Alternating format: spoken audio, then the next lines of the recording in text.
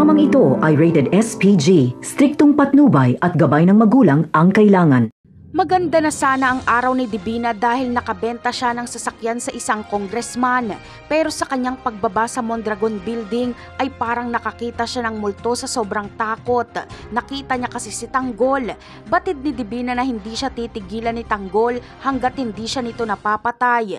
Matagal na nakasama ni Divina si Tanggol kaya alam niya kung gaano ito katapang at kagaling.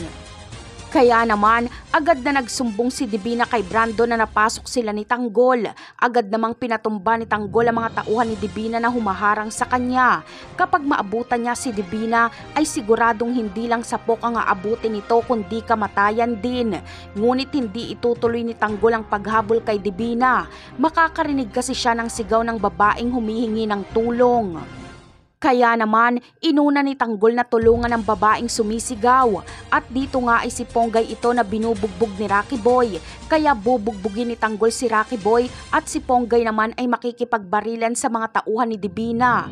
Walang kalaban-laban si Rocky Boy kay Tanggol, habang si Ponggay naman ay tumalon sa bintana para makatakas.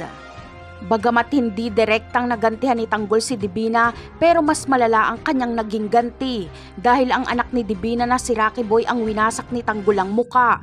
Kaya galit na galit itong si Divina sa ginawa ni Tanggol sa kanyang anak, habang si Rocky Boy naman ay mas lalong magagalit kay Divina dahil nagdala lang umano ito ng gulo. Ganun pa man ay gigil na gigil si Rocky Boy na magantihan si Tanggol.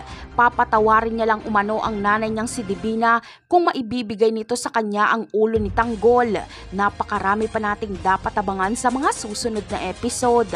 Paalam!